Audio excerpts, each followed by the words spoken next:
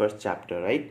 So in this chapter, we will discussing only the question and answers, all the question and answers of the first chapter, matter in our surroundings. Okay, so let's start. First question is, which of the following are matter? Chair, air, love, smell, heat, almonds, thought, cold drink, smell and perfume. इनमें से कौन कौन से चीज़ें matter हैं?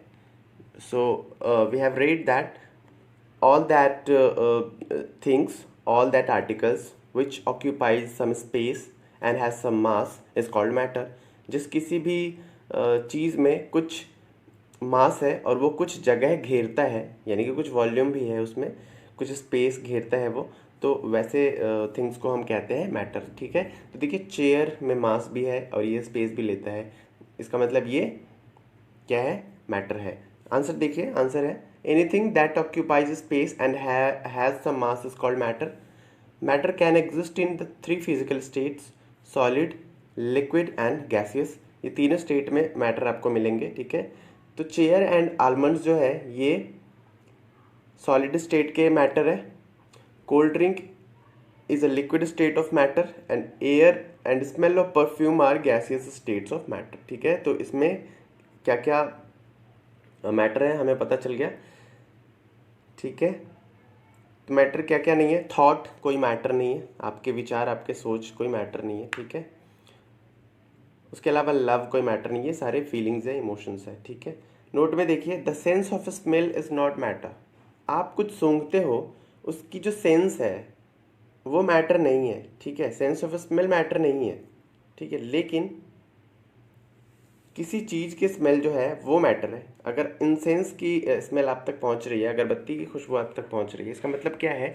उस smell में अगरबत्ती के जिस पार्टिकल से मिलके बना है ना, वो पार्टिकल आप तक पहुंच रहा है. ठीक है, the smell of any substance, से परफ्यूम और incense stick, is the gaseous form of that substance which are olfactory system can detect, right?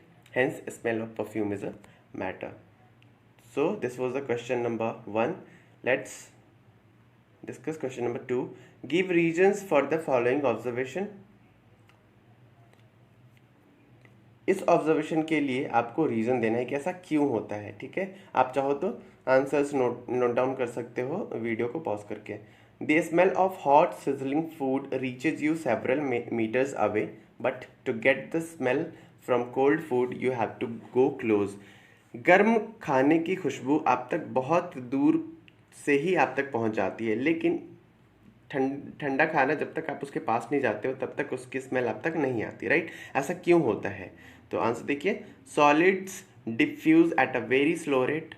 जो सॉलिड होते हैं ना वो बहुत ही स्लो रेट से डिफ्यूज होते हैं. But if the temperature of the solid is increased, लेकिन जैसे जैसे टेम्परेचर आप बढ़ाते जाते हो सॉलिड्स की, then the rate of diffusion of the solid particles into air increases.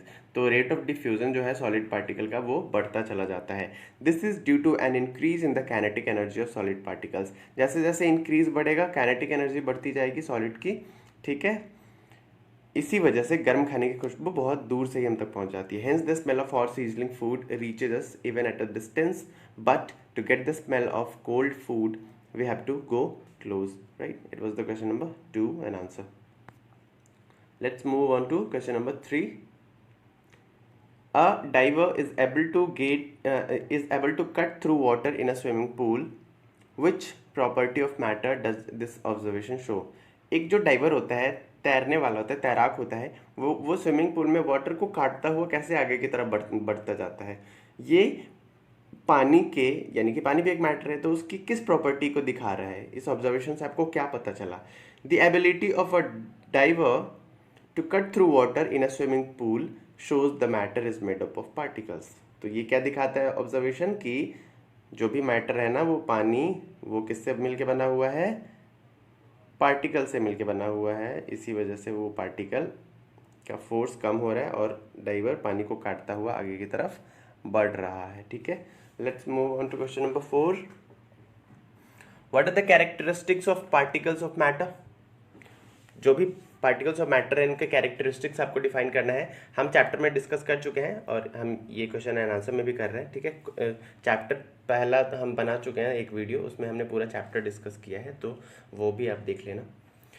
The characteristics of particles of matter are, पहला फीचर है particles of matter have spaces between them, ठीक है, उनके बीच में स्पेस होता है, और इसको हमने बहुत अच्छे से समझा है चैप्टर में। सेकंड फीचर है particles of matter are continuously moving, particle of matter जो होता है वो मूव करता रहता है कॉन्टिन्यूसली, और particles of matter attract each other, और पार्टिकल्स ऑफ मैटर के बीच में फोर्स वर्क करता है जो एक दूसरे को अपनी तरफ अट्रैक्ट करते हैं, ठीक है।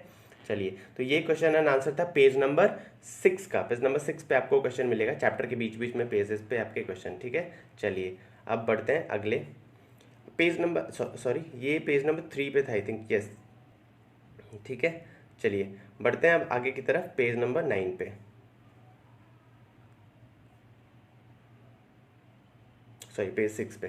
पहला क्वेश्चन है the mass per unit volume of a substance is called density. The mass per unit volume of a substance is called density. Density is equal to क्या होगा, मास पर वॉल्यूम, ठीक है, per unit volume. Arrange the following in order to increasing density. आपको ऐसे arrange करना है following जो भी मैटर्स आपको दिए हुए हैं कि उनका जो डेंसिटी है वो इंक्रीज होता जाए, किस में कितना ज़्यादा डेंसिटी है, ठीक है। Air, exhaust from chimney, Honey, water, chalk, cotton and iron, इनको इंक्रीजिंग फॉर्म में आपको यानी कि असेंडिंग ऑर्डर में आपको करना है प्लेस। आंसर है the given substance in the increasing order of the densities can be represented as, सबसे पहले air, then exhaust from chimney, then cotton, then water, honey, chalk, iron, ठीक है। तो सबसे कम डेंसिटी एयर में, सबसे ज़्यादा आयरन में, ठीक है। चलिए क्वेश्चन नंबर 2 देखते हैं। Tablet the differences in the characteristics of states of matter. Tablet the differences in the characteristics of states of matter, आपको टेबल के फॉर्म में दिखाना है डिफरेंसेस कैरेक्टरिस्टिक्स में क्या क्या होते हैं, अलग अलग स्टेट्स ऑफ मैटर में क्या क्या डिफरेंसेस होते हैं कैरेक्टरिस्टिक्स में, वो दिखाना है। देन बी है comment upon the following, rigidity, compressibility, fluidity, filling a gas container, shape, kinetic energy and density, इन पे कमेंट्स देना है। चलिए क्वेश्चन नंबर 2 का ए देखते हैं पहले। The differences in the characteristics of state of matter are given in the following table. सबसे पहला सॉलिड, लिक्विड एंड गैसियस, देखिए क्या क्या डिफरेंसेस है। सॉलिड की बात करें, डेफिनेट शेप एंड वॉल्यूम होता है, पहला difference. Liquid state, no definite shape, liquid attains the shape of vessel in which they are kept, जिस भी बर्तन में रखो उसी बर्तन के शेप को वो अपना लेता है, लिक्विड स्टेट के जो भी मैटर्स है। गैसेस स्टेट में क्या होता है, gases have neither definite shape nor a definite volume, न इनका डेफिनेट शेप होता है न ही वॉल्यूम होता है। बात करें अगर दूसरे डिफरेंस की, तो सॉलिड स्टेट इनकॉम्प्रेसिबल होता है, इसको कॉम्प्रेस नहीं कर सकते। Liquid state compressible to a small extent, liquid state को सम थोड़े कुछ हद तक आप कंप्रेस कर सकते हो। गैस स्टेट हाईली कंप्रेसिबल होता है, ठीक है। सॉलिड स्टेट के तीसरे डिफरेंस की बात करते हैं। There is a little space between the particles of solid, थोड़ा थोड़ा स्पेस होता है सॉलिड स्टेट में। लिक्विड स्टेट में क्या होता है, this particles have a greater space between them, and gas state the space between gas particles is the greatest, सबसे ज्यादा स्पेस किसके पार्टिकल्स के बीच में होता है, गैस स्टेट के मैटर के पार्टिकल्स के बीच में। चौथा डिफरेंस है this particles attract each other very strongly, ठीक है, एक दूसरे के बीच में बहुत तेजी से फोर्स काम करता है, तभी ये काफी कठोर होते हैं। लिक्विड स्टेट की बात करें, the force of attraction between liquid particle is less then solid particle, and gaseous state की बात करें, the force of attraction is least between gaseous particle, सबसे कम होता है। फिफ्थ डिफरेंस की बात करें तो particles of solid can not move freely, ठीक है, सॉलिड स्टेट के मैटर के पार्टिकल आसानी से मूव नहीं कर सकते। लिक्विड स्टेट की बात करें तो this particles move freely, and gaseous state की बात करें, gaseous particle are in a continuous random motion, okay, move करते ही रहते हैं। चलिए बी की बात करते हैं, क्वेश्चन नंबर बी की कुछ कमेंट्स आपको देने थे।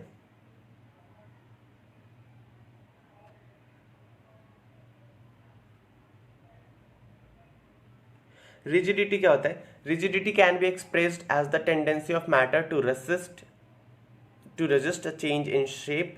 ठीक है, रिजिडिटी कहते हैं कोई भी मैटर जब रेसिस्ट होता है कि नहीं मैं अपना शेप चेंज नहीं करूंगा, आप कुछ भी कर लो वो अपने शेप से मतलब ज़्यादा शेप में चेंज नहीं ला सकते। तो इस फीचर को हम कहते हैं, इस टेंडेंसी को हम कहते हैं रिजिडिटी। जैसे लोहा आप मारते रहो मारते रहो मारते रहो, कितना ज़्यादा चेंज कर लोगे, बहुत ज़्यादा चेंज नहीं होगा। ठीक है, या रबर आप उसको कितना भी खींच लो वापस छोड़ोगे तो अपने ही शेप में आ जाएगा। तो इस टेंडेंसी को कहते हैं रिजिडिटी। कंप्रेसिबिलिटी क्या होता है? Compressibility is the ability to be reduced to a lower volume when force is applied. जब आप फोर्स अप्लाई करते हो किसी मैटर पे तो अगर वो अपना वॉल्यूम बहुत ही कम कर लेता है, ठीक है, तो इस टेंडेंसी को, इस एबिलिटी को हम कहते हैं कंप्रेसिबिलिटी। कंप्रेस हो जाना, जैसे गैस होते हैं, एक ही छोटे से कंटेनर में बहुत सारे गैस को हम डाल सकते हैं, कंप्रेसिबल जो गैस होते हैं, कंप्रेस्ड गैस को। ठीक है, फ्लूइडिटी क्या होता है? Fluidity is the ability to flow, बहने की क्षमता को फ्लूइडिटी कहते हैं। By filling a gas container we mean the attainment of shape of the container by gas. अगर हम बात करते हैं by filling a gas container, एक गैस कंटेनर को फिल कर रहे हैं, उसका मतलब क्या है? इसका मतलब ये है कि हम गैस को कंटेनर के शेप में ला रहे हैं। Shape defines a definite boundary. Shape क्या डिफाइन करता है? एक डेफिनिट बाउंड्री। जैसे एक ग्लास में आप कुछ रखते हो तो उस ग्लास की बाउंड्री के बाहर वो पानी या लिक्विड नहीं जा सकता, तो ये शेप कहलाता है। काइनेटिक एनर्जी क्या होता है? Kinetic energy is the energy possessed by a particle due to its motion. ठीक है, density, density is mass per unit volume. Question number 3 की बात करें, give reasons a gas fills completely the vessel in which it is kept. Reason देना है आपको। एक gas जो होता है ये कंप्लीटली फिल हो जाता है उस वेसल में जिसमें भी इसे रखा जाता है। तो रीजन की बात करते हैं। देयर इज अ लिटिल, चलिए दूसरा क्वेश्चन हम पढ़ लेते हैं। A gas exerts pressure on the walls of the container. C, a wooden table should be called solid. And D, we can easily move our hand in air, but to do the same through a solid block of wood we need a karate expert. Sir क्यों होता है? चलिए reasons find out करते हैं।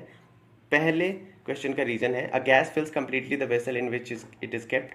There is a little attraction between particle of gas, thus gas particles move freely in all directions. Therefore gas completely fills the vessel in which it is kept. Second, B का देखते हैं, a gas exerts pressure on the walls of the container. Particles of gas move randomly in all directions at high speed. As a result, the particles hit each other and also hit the wall of the container with a force.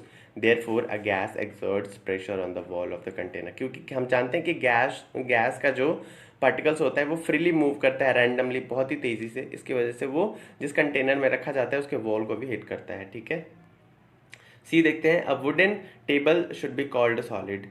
एक wooden table को solid कहा जाना चाहिए, क्यों? See का देखिए reason, a wooden table has a definite shape and a volume.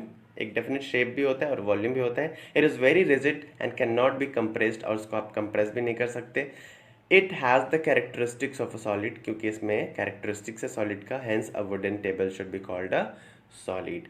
D देखिए, we can easily move our hand in air but to do the same through a solid block of wood we need a karate expert. इसका reason देखिए, मतलब कहने का ये वो कि हम हवा में आसानी से अपना हैंड मूव कर सकते हैं, लेकिन वुडन ब्लॉक ऑफ वुड के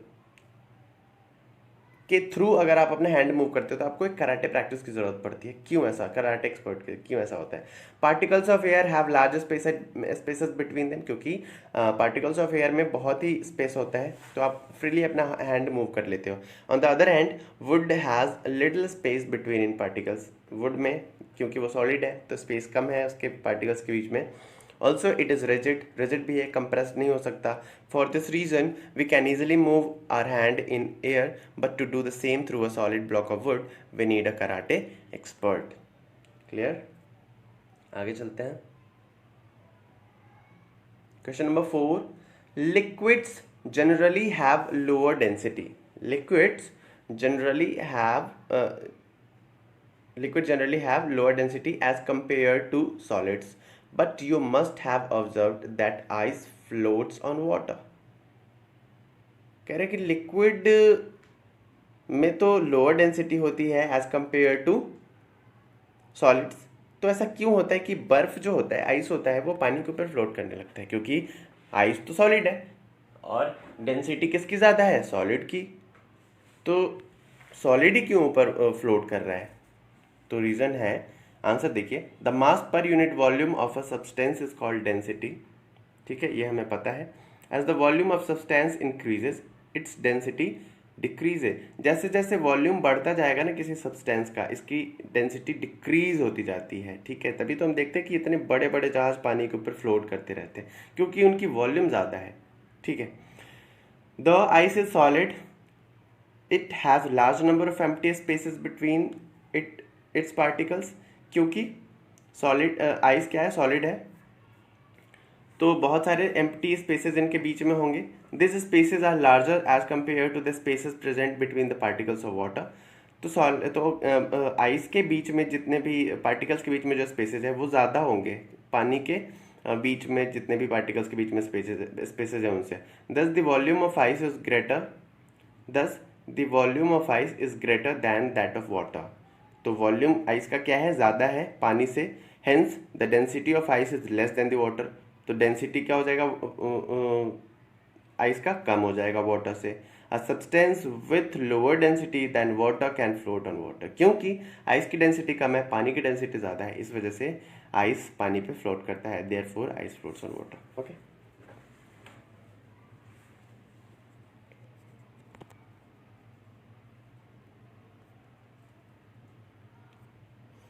बात करते हैं पेज नंबर 9 पे जो क्वेश्चंस हैं। पहला क्वेश्चन है, convert the following temperature to Celsius scale. आपको क्या करना है, जो भी टेम्परेचर केल्विन में दिए हैं इसको आपको सेल्सियस में कन्वर्ट करना है। और हमने पढ़ा था कि जब हमें केल्विन से सेल्सियस में किसी भी टेम्परेचर को कन्वर्ट करना है, तो केल्विन से सेल्सियस में करने के लिए हम 273 डिग्री लेस करेंगे, और जब सेल्सियस से केल्विन में हमें कन्वर्ट करना पड़ेगा तो 273 डिग्री ऐड करेंगे। ठीक है, तो चलिए यहाँ पे हमें करना है केल्विन टू सेल्सियस में कन्वर्ट करना है। पहला है 300 केल्विन को सेल्सियस में करिए, तो 300 केल्विन से आप लेस कर दीजिए 273 डिग्री सेल्सियस, तो आंसर आ गया 27 डिग्री सेल्सियस। बी 573 केल्विन से लेस करिए 273, तो आंसर आ गया 300 डिग्री सेल्सियस। क्वेश्चन नंबर 2 की बात करें, what is the physical state of water at. Water की फिजिकल स्टेट क्या होगी 250 डिग्री सेल्सियस पे और 100 डिग्री सेल्सियस पे।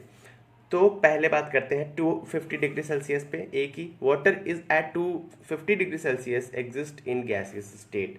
तो जब आप 250 डिग्री सेल्सियस पे वाटर को कर दोगे तो ये गैसियस स्टेट में पाया जाएगा, क्योंकि 100 डिग्री सेल्सियस पे तो वो ये क्या होने लगता है, बॉयल होने लगता है ना।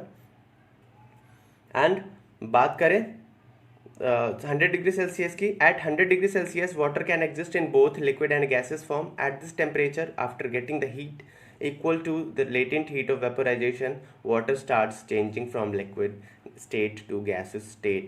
100 डिग्री सेल्सियस पे ये दोनों फॉर्म में मिलेगा, क्योंकि एक तो बॉयल होता रहेगा और बॉयल होने के बाद ये वेपोराइज भी होगा। ठीक है, तो ये लिक्विड स्टेट में भी होगा और कुछ कुछ हिस्सा इसका गैसेस स्टेट में भी होगा। क्लियर। चलिए क्वेश्चन नंबर 3 की बात करते हैं। For any substance why does the temperature remain constant during the change of state. किसी सब्सटेंस के लिए जो टेम्परेचर रिमेन रहता है, टेम्परेचर कांस्टेंट रहता है during the change of state. क्यों?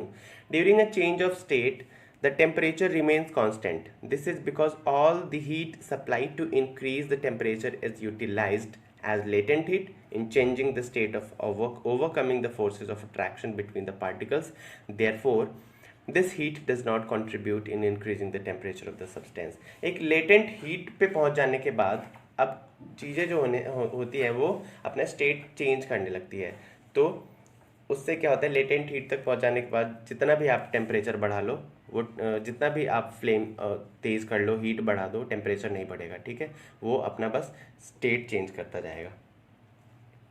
क्वेश्चन नंबर 4 है, suggest a method of liquefy atmospheric gases. Suggest a method to liquefy atmospheric gases. जो एटमॉस्फेयर में गैस है इसको लिक्विड में कन्वर्ट करने का मेथड बताना है आपको। आंसर है by applying pressure and reducing the temperature atmospheric gases can be liquefied. जब आप क्या करो, प्रेशर अप्लाई करो और टेम्परेचर को रिड्यूस कर दो, तो एटमॉस्फेरिक गैसेस जो है वो लिक्विड फॉर्म में आ जाती है।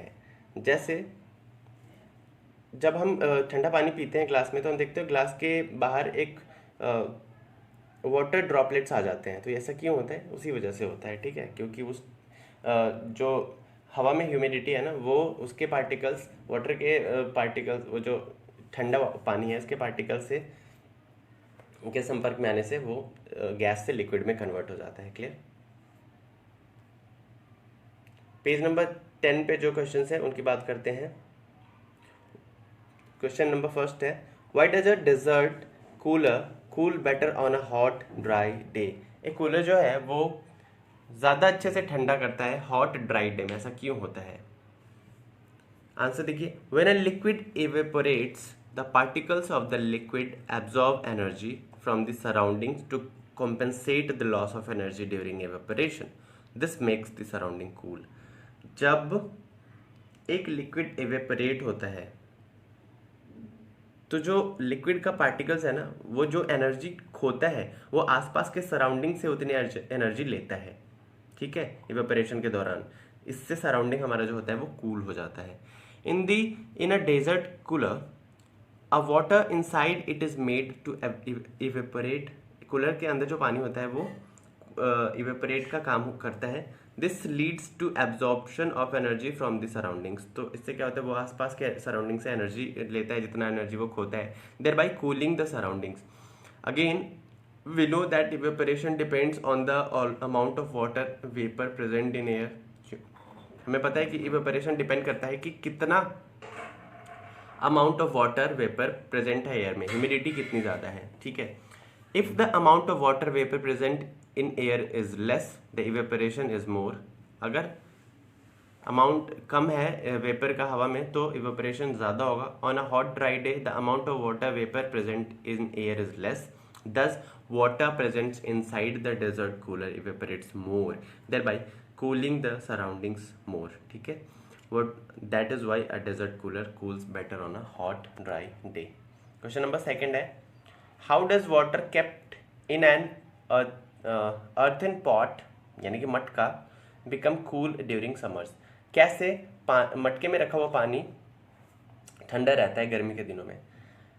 रीजन देखिए, व्हेन अ लिक्विड इवेपोरेट्स, जब एक लिक्विड इवेपोरेट होता है, the particles of the liquid absorb energy from the container to compensate the loss of energy during evaporation. This makes the remaining water cool. There are some pores in an earthen pot through which the liquid inside the pot evaporates. कुछ कुछ pores होते हैं pot में, छोटे छोटे, ठीक है, जिससे क्या होता है, जो लिक्विड अंदर रखा हुआ है, पानी रखा हुआ है अंदर पॉट के, वो इवेपोरेट होता है। This evaporation makes the water inside the pot cool. इस इवेपोरेशन के चलते जो वाटर रखा हुआ है पानी मटके के अंदर, वो कूल रहता है। In this way water kept in an earthen pot becomes cool during summers. Question number 3 है, why does our palm feel cold when we put some acetone और पेट्रोल और परफ्यूम ऑन इट? जब हम अपने हथेली पे या तो एसीटोन रख ले या पेट्रोल रखते हैं या परफ्यूम रखते हैं तो ये हमें ठंडा सा क्यों लगता है, ठीक है।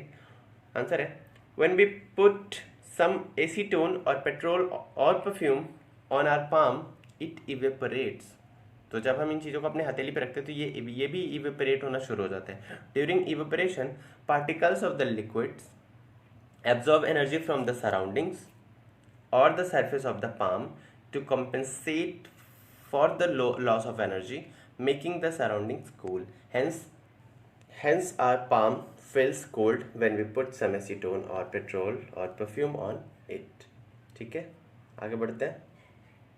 क्वेश्चन नंबर 4 है, why are we able to sip hot tea or milk faster from a saucer than a cup? Cup की अपेक्षा जब हम सॉसर से कुछ चीज़ पीते हैं तो हम तेज़ी से पी पाते हैं, ऐसा क्यों होता है? गर्म चीज़ें जब पीते हैं तो a liquid has a larger surface area in a saucer than in a cup. एक सॉसर में लार्जर एरिया होता है कप के अपेक्षा, ठीक है, मतलब लिक्विड को लार्जर सरफेस एरिया मिलता है कप की अपेक्षा सॉसर में। दस इट इवेपोरेट्स फास्टर, तो ये फास्ट इवेपोरेट होता है जल्दी से। And cools faster in a summer than in a cup, और सॉसर में ज़्यादा तेज़ी से ये ठंडा होता है कप की अपेक्षा। For this reason we are able to sip hot tea और milk from saucer than a cup. ठीक है, समझ में आया? ओके। तो इससे क्या पता चला कि इवेपोरेशन के लिए लार्जर सरफेस एरिया जितना ज़्यादा बड़ा होगा, इवेपोरेशन उतनी तेज़ी से होगा। क्वेश्चन नंबर 5 है, what type of clothes should we wear in summers? हमें गर्मियों में किस तरीके के कपड़े पहनने चाहिए? Answer is we would wear cotton clothes in summer. हमें सूती कपड़े पहनने चाहिए गर्मियों में। During summers we sweat more. हम ज़्यादा पसीना हमें आता है, ठीक है, गर्मियों में। On the other hand cotton is a good absorber of water, और कॉटन अच्छे से एब्जॉर्ब करता है पानी को। Thus it absorbs sweat from our body and exposes the liquid to the atmosphere. तो ये सूती हमारे शरीर से पानी को एब्जॉर्ब करता है और एटमॉस्फेयर को रिलीज कर देता है, मेकिंग इवेपोरेशन फास्ट, जिससे इवेपोरेशन तेजी से होता है। During the evaporation particles on the surface of the liquid gain energy from our body surface, making the body cool. तो क्या होता है इस इवेपोरेशन के दौरान जो वाटर जो हमारा स्वेट होता है, वो जो एनर्जी लॉस करता है, वो हमारे बॉडी से उतनी एनर्जी लेता है जिससे हमारी बॉडी क्या होती है, ठंड मतलब ठंडी रहती है, ठंडी बनी रहती है। ठीक है, आगे बढ़ते हैं। कुछ एक्सरसाइजेज है आपके। Convert the following temperature into the Celsius scale. आपको 300 केल्विन को सेल्सियस में और 573 को सेल्सियस में कन्वर्ट करना है। सिंपल, 273 डिग्री लेस करेंगे, आंसर इज 27 डिग्री और 300 डिग्री सेल्सियस। ठीक है, नेक्स्ट है convert the following temperature in the kelvin scale. Celsius से केल्विन में करना है तो 273 को ऐड कर देंगे। 250 डिग्री सेल्सियस प्लस 273 डिग्री तो 298 केल्विन हो गया, और 3730 सेल्सियस को आपको कन्वर्ट करना है, 373 डिग्री सेल्सियस को आपको कन्वर्ट करना है केल्विन में। तो 373 में 273 ऐड कर देंगे तो 646 केल्विन आंसर आ गया।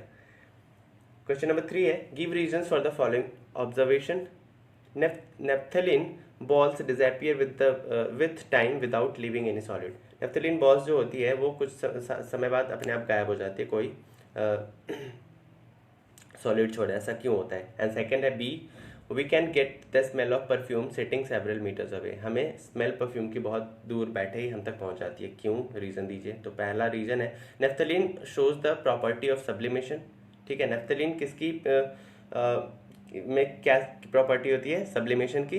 Evaporation of naphthalene takes place easily and so it disappear during course of time without leaving a solid. ठीक है, एंड परफ्यूम क्या होता है? परफ्यूम सेकेंड जो रीजन है, perfumes vaporise very fast and its vapours diffuse into air easily.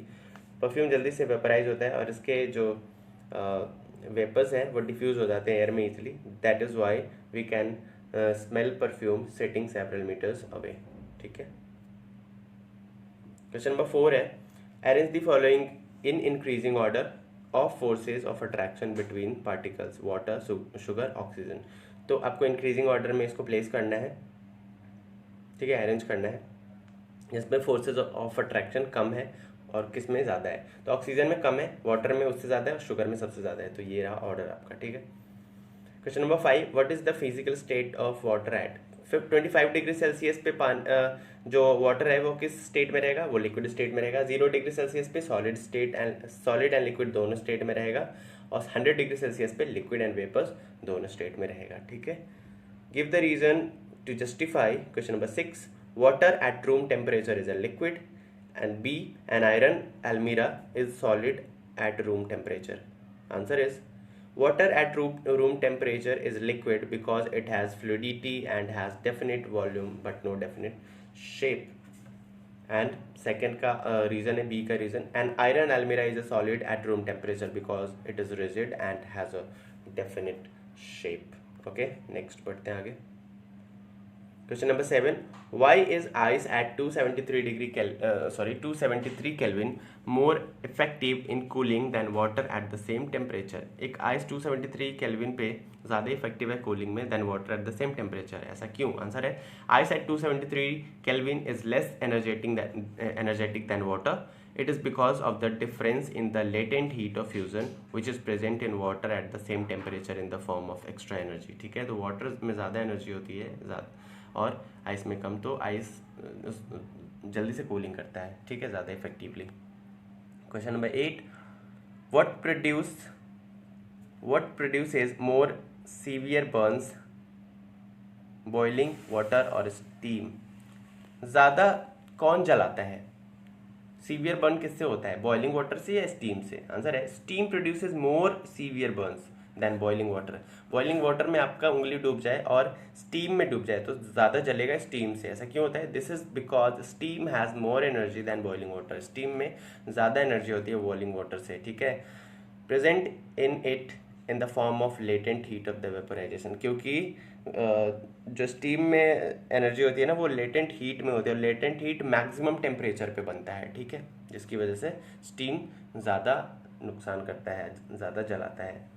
इसमें आपको question number 9 जो है आप अपने बुक में देखिए, कुछ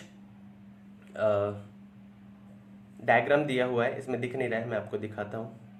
देखिए ये रहा डायग्राम। डायग्राम बोल रहा है कि आपका जो ए है, क्वेश्चन पढ़ लीजिए, name A B C D E and F in the following diagram showing change in its state. तो देखिए मैं पहले आपको डायग्राम दिखा देता हूँ। ए से बी, ए जो है सॉलिड से लिक्विड में हो रहा है, उसको ए हमने नाम दिया है, सॉलिड से लिक्विड में कन्वर्ट होना।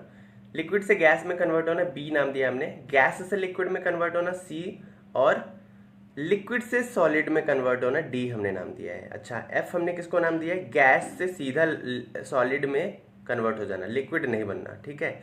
और ई हमने नाम दिया है, ई को जो हमने नाम दिया सॉलिड से सीधा गैस में कन्वर्ट हो जाना बिना लिक्विड बने हुए, ठीक है। तो भाई क्या होगा, क्या किसको हम क्या नाम देंगे, ठीक है, देखते हैं। तो देखिए जो सॉलिड से सीधा लिक्विड में कन्वर्ट हो जा रहा था, मेल्टिंग हम उसको नाम दिया, और बी को हमने बॉइलिंग नाम दिया, लिक्विड से जो गैस में कन्वर्ट हुआ, ठीक है। सी हमारा था कंडेंसेशन,